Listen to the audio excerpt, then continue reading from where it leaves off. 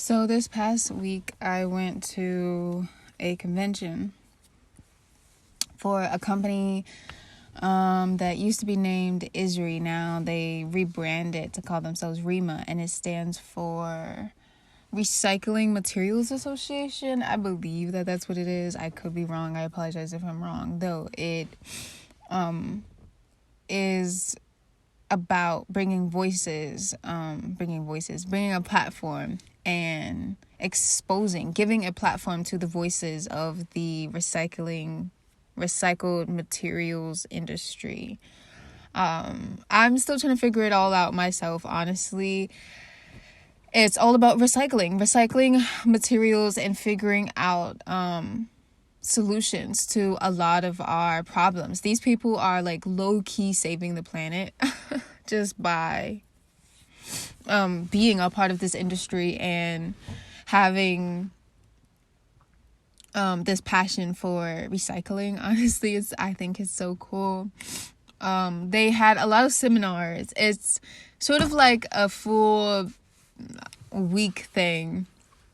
And they have the conventions in different places. This time they had it in Vegas. Excuse me, it's literally allergy season. My allergies are like kicking in. Forgive me, it'll go away. So I'm gonna be sniffling a little bit. I apologize. Okay, they had these seminars that were extremely informative and gave a lot of information on different kind of materials and trades and just all of the different kinds of things that involve the workplace and the industry and people. And I went to 3 different ones. The first one that I went to was like about ferrous, I think. And the second one that I went to was about US and China. And there I learned that China is one of the biggest countries that are, I feel like, involved in the recycling industry. And it was about figuring out how to, I want to say, incorporate maybe better practices and figuring out greater solutions in terms of US and China. And I think like the relationship between the two and how we can work together to make more of a difference, to better the world. And then the third one, the final one that I went to, which was on the last day, actually, it was a seminar about emotional intelligence. The seminars are really, the seminars are really cool, okay? I'm going to talk about the seminars later. I'm really going to talk about the last one, the emotional intelligence one, and then kind of carry that on to my own thing. Before then, I want to say that this is like a multi-billion-dollar industry, and I feel like a lot of people don't know about the recycling industry and how much money goes in and how many materials are being traded just to better our world and make use of the materials that kind of are just floating around, you know what I mean? And for me personally, I always found it so interesting, even though I'm not directly a part of the industry. My cousin actually works for the company that kind of throws these exhibitions and these conventions. I myself am passionate about recycling. I know that a lot of people don't really care about it or think that it's like a valuable use of their time. Some people think it's futile. Some people think it's redundant because they're like, oh, it's just going to all end up with the trash anyway. I feel like that still doesn't mean that we can't make an effort. I feel like what more can we do as human beings? We aren't God, so we can't really change the world. I do feel like we can invest into practices that create healthier environments, and one of those things I feel like is recycling. Even if you do feel like it just goes to the trash, why not do it just because good karma? Why not do it just because it's the nice thing to do? I think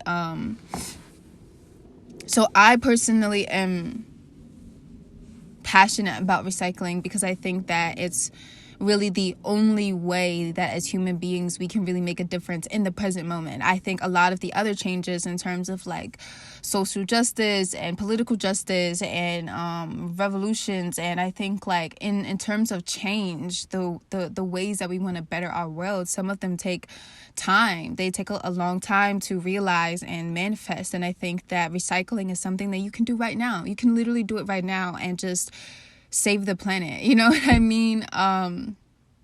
It really doesn't even take that much of an effort. All you have to do is decrease the amount of plastic that you're using, and just it really doesn't even just have to be plastic. It can be any kind of materials. You can just naturally recycle in your home instead of throwing things away. You can intentionally not throw things in the trash that you think are recycled. I mean, sometimes you can't really help it because some people don't give you a choice. You know, there aren't always recycling bins around. I still feel like if you have the opportunity to create a recycling bin, you can. And if there is an opportunity to recycle in public, then I feel like you should. And if you can drink out of something that isn't a water bottle, then why not do it? You know, because you can always refill. And I think it just creates a better, healthier, more productive environment for us all. And again, I feel like it's something that you can do right now. You can change your environment in the present moment always. Other aspects of our lives, again, may take longer. And you may not be the only person involved in making that change. And I feel like a way to do something right now that doesn't require anybody else's help or attention or support, you can recycle. Just that's simple. And, you know, it doesn't have to be putting something inside of a bin somewhere. It could literally just be saving water. It could be reusing the materials that you already have. So that's why I found the conventions really, really interesting. When I go there, I meet so many amazing, really businessmen. There's not many women in the business, in the industry, if I'm going to be honest. And if they are, if there are women, they typically are, you know, you don't really see them as much as you see the men. So when I go to the exhibits, that's the word that I was trying to say. I think I said like exhibition or something earlier. Maybe it's the same thing. I'm not gonna pull out a dictionary.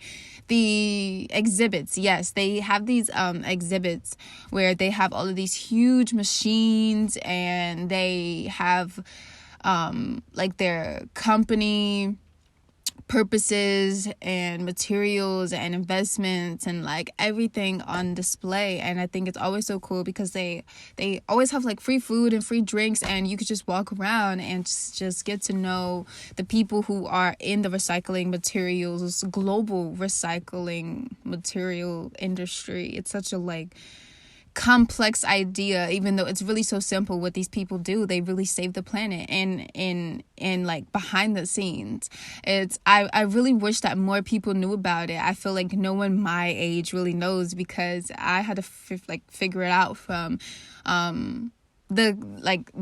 just because my cousin works for ISRI or REMA. So yeah, I was saying that I always meet some really, really, really, really cool people all of the time. Every time I go, they like always have free like pins and stuff. So I always end up with a lot of company cards, businessmen cards, and food and stuff.